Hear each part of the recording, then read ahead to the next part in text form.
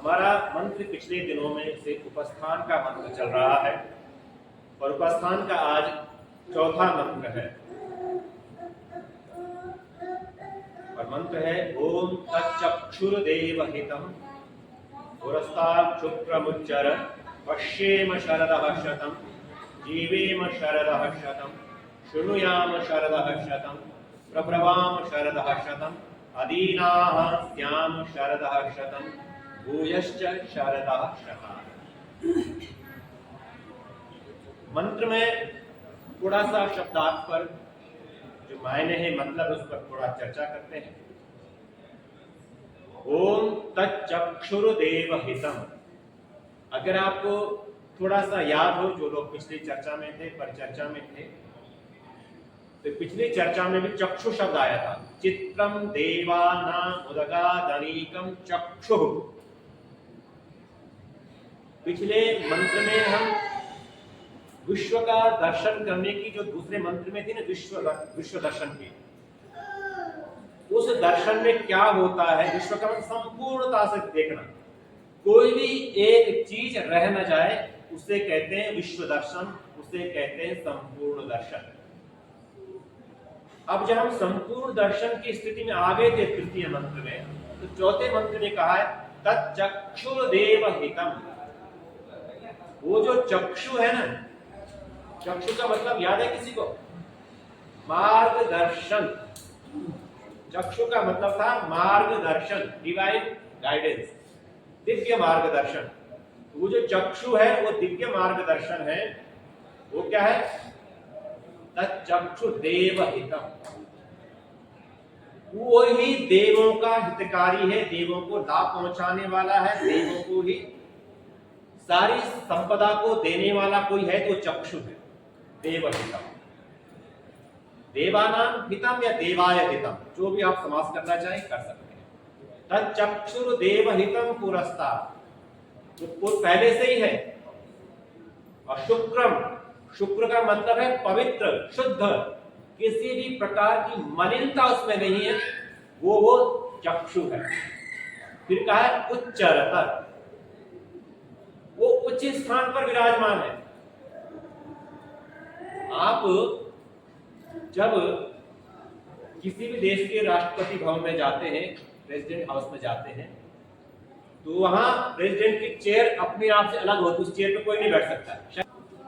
तो वहां उच्चरतर, उनका जो आसन है हमेशा से ऊंचा होता है, बताने की जरूरत नहीं पड़ती कि ये उच्च पदवी पर बैठा हुआ इंसान है। तो परमपिता परमात्मा जो चक्षु है, मार्गदर्शन की भूमिका है, उच्चरतर, पहले से ही उच्च स्थान पर विराजमान है। तच्चक्षुर्देव हितम पुरस्तात् शुक्रम उच्चरतम्। अब जो सबसे महत्वपूर्ण है, पश्येम शरदः शतम्। कई बार लोग इसका अर्थ इतना करते हैं कि हम 100 साल तक देखें, हम 100 साल तक देखें। वास्तव में इसका अर्थ है कि जिस विश्व दर्शन का हमने अभी थोड़ा सा झलक पाई थी, उस विश्व दर्शन को मेरी आंखें पश्येम शरदः शतम्, 100 शरद ऋतुओं तक देखती रहे। हम क्या अर्थ लगाते हैं कि केवल हम 100 वर्षों तक देखते रहे? नहीं, ये अधूरा अर्थ है। पूरा अर्थ यह है कि उस चक्षु को, उस मार्गदर्शन की भूमिका में जो विद्यमान परम सत्ता है, परम पिता परमात्मा है, उसको हमारी आंखें 100 शरद ऋतुओं तक देखते रहे। अब यहां पर शरद जो है अपने आप में दो अर्थ है। शरद का एक अर्थ होता है साल, वर्ष, एक अर्थ होता है शरद ऋतु, शरद ऋतु। भारत एक ऐसा देश है जिसमें 6 की 6 ऋतुएं होती हैं। अब कहीं कम ज्यादा रही, लगभग 6 ऋतु। आजकल तो खैर चेंजिंग आ रही है, हर जगह आ रही है। लेकिन अगर आपको शरद ऋतु की जानकारी है तो आपको पता है कि शरद ऋतु में अगर आप अच्छा स्वास्थ्य बनाना चाहते तो उसके लिए शरद ऋतु सबसे बढ़िया है। तो पहलवान लोग भारत में शरद ऋतु में बहुत एक्सरसाइज करते हैं, बहुत व्यायाम करते हैं। अगर आप कुछ पढ़ना चाहते हैं तो सबसे ज्यादा अगर मेधा, मन, अंतःकरण सबसे ज्यादा एकाग्र होता है, मन, बुद्धि, चित्त, अहंकार, तो शरद ऋतु में होते हैं। तो हमारे यहाँ वर्ष की कामना की 100 वर्ष। और एक बात हमारे यहाँ एक बात और कही जाती है कि अगर एक बच्चे ने शरद ऋतु काट ली ना पहले, तो समझो अब चिंता नहीं। पहली शरद ऋतु में माँ को बहुत चिंता होती है कि भाई पहली शरद ऋतु जो है कट जानी चाहिए, बड़ा डर होता है कि बच्चा स्वस्थ रहे। अगर पहली शरद ऋतु काट लिए तो समझो अब कोई चिंता नहीं। तो इसके लिए माता बहुत तैयार करती है अपने नवजात शिशु को सुरक्षित रखने के लिए। तो मंत्र में है कि मैं 100 वर्षों तक वो जो देवों का हित करने वाला है, और हम क्या है, हम क्या है, मनुष्य या देव है? हम क्या है, मनुष्य या देव है? नहीं, हम मनुष्य नहीं है। हम मनुष्य नहीं है, क्योंकि मनुष्यों को तो यज्ञ करने का अधिकार ही नहीं है। मनुष्य को हवन करने का अधिकार नहीं है, समझना है क्वेश्चन। देवों को अधिकार है। अगर आप अपने को मनुष्य समझ रहे हैं तो फिर आप अपने को अपना जो है ना मूल्यांकन कम कर रहे हैं आप।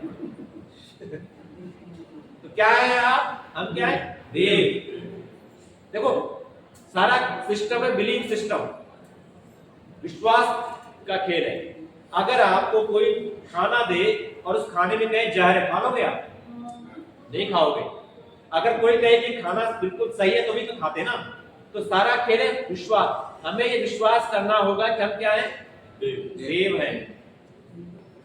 अगर हम ये विश्वास नहीं करते तो फिर काम नहीं आने वाला, तो फिर सारी प्रक्रिया गड़बड़ है। ये भरोसा करना पड़ेगा कि हम देव हैं और देवों का ही भला करता है। मैं अपनी बात नहीं कर रहा हूं, शतपथ ब्राह्मण में कहा है जो सत्य बोलता है वो देव है।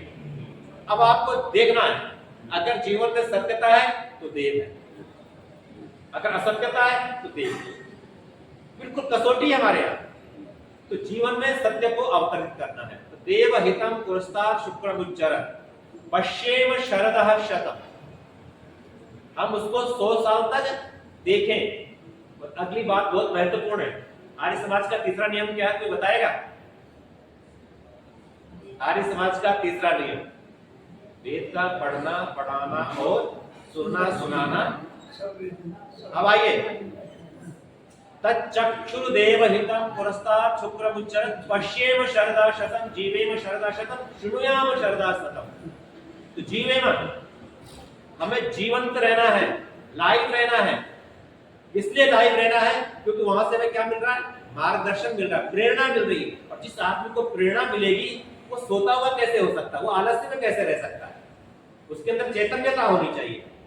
और क्या है, जीवंत नहीं रहना है, केवल देखना नहीं है, सुनना है और सुनाना है।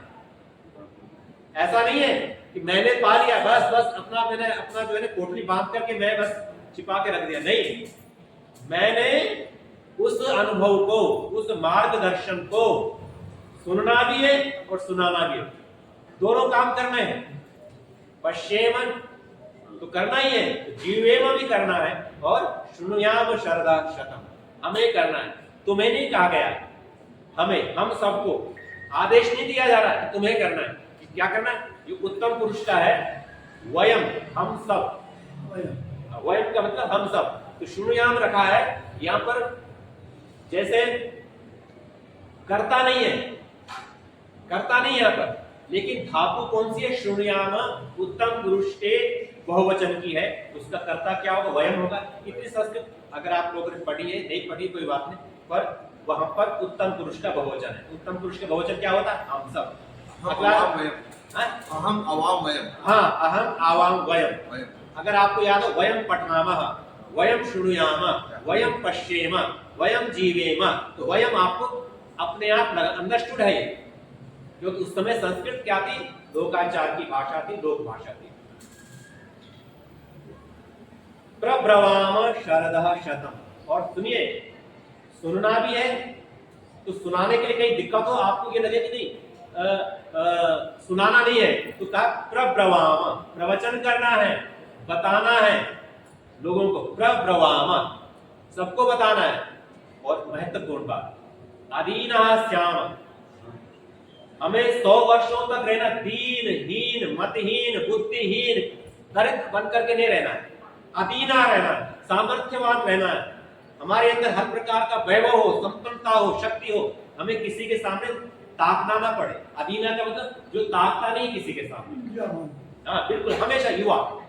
अगर आपकी उम्र 90 साल है तो इसका मतलब ये नहीं कि आप बूढ़े हो गए। 90 साल का व्यक्ति भी युवा हो सकता है और 20 साल का युवा भी बूढ़ा हो सकता है, अगर उसके अंदर सीखने की भावना नहीं है। अगर सीखना छोड़ दिया तो आप शव बन गए। जिस दिन सीखना बंद उस दिन मृत्यु। हम जब तक जीवित हैं तब तक हम सीखते हैं। अधीना श्याम शरधा शता भूयश्च शरधा शता। एक बात बहुत महत्वपूर्ण है, वेद कहता है क्यों 100 वर्ष, तुमने इतनी मात्रा क्यों कर दी, इयत्ता क्यों कर दी कि नहीं 100 वर्ष नहीं, भूयश्च शरधा शता, 100 वर्षों से भी भूया और ज्यादा, केवल 100 वर्ष नहीं, 100 वर्षों से भी ज्यादा मुझे क्या करना है, वहां से मार्गदर्शन देख, उसके उस मार्गदर्शन को देखना है और मैंने जीवंत रहना है। उस मार्गदर्शन की बातें, वेदों को सुनना है, श्रवण करना है तो वेदों का करना है, आप तो ग्रंथों का करना है, और फिर जो बातें मुझे मार्गदर्शन में मिली वो मुझे दूसरों को बतानी है। और सबसे महत्वपूर्ण अधीना, कभी मुझे दूसरे के सामने पर मुखापेक्षित दूसरे के मुख की तरफ ताकना नहीं है, अरे कुछ दे देगा, दे दो भाई अल्लाह के नाम पे दो, नहीं नहीं, हम लोग अल्लाह वाले नहीं है। हमें तो ये पता है जो भी आएगा हम दूसरे की सहायता करेंगे।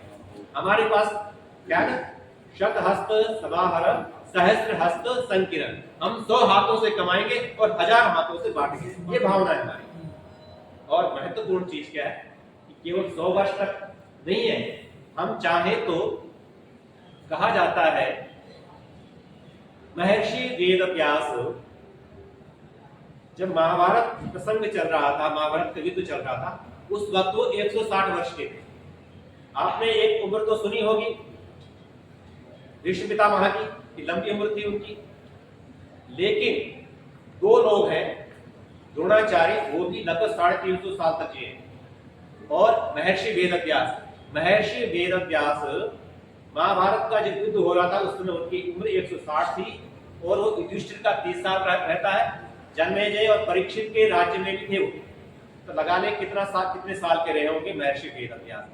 मतलब सारा खेल वो है कि अगर उम्र बढ़ानी है तो आपको ओंकार में आना पड़ेगा। मैंने ओंकार का इसलिए अभ्यास कराया था, ओंकार के अभ्यास से क्या होगा, सबसे पहले आपकी ब्रीदिंग लंबी होगी, और कहा जाता है, पहले भी कई बार चर्चा कर चुका हूं, कि उम्र जो है दिनों से महीनों से नहीं गिनी जाती, सांसों से गिनी जाती है। जितनी लंबी गहरी हम सांस लेंगे उतना ही हमारा जीवन लंबा होगा। अब जो मैंने एक बात कही थी कि हमें अगर युवा रहना है तो सीखना हो, ये फर्क नहीं पड़ता है कि हमारी उम्र कितनी है, अगर हम सीखने के प्रति हमारी रुचि है तो निश्चित मानिए हम युवा हैं।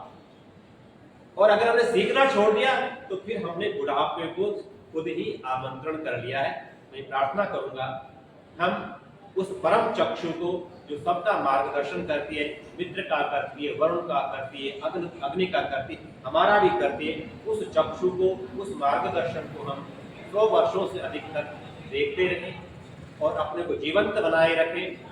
उस मार्गदर्शन के जो आधार ग्रंथ है वेदों का श्रवण करें, और जो अनुभूति हमारे जीवन में आए उस अनुभूति को हम जरूर दूसरों के साथ शेयर करें, और हमेशा अधीन बनकर के रहें, दरिद्रता से भरपूर न हो बल्कि संपन्न सामर्थ्यवान बनते हुए, और 100 वर्षों से अधिक हमें जीना है, ये हमारे संकल्प होने चाहिए। इन्हीं भावना के साथ आप सभी के प्रति आभार, धन्यवाद। ओम शांति।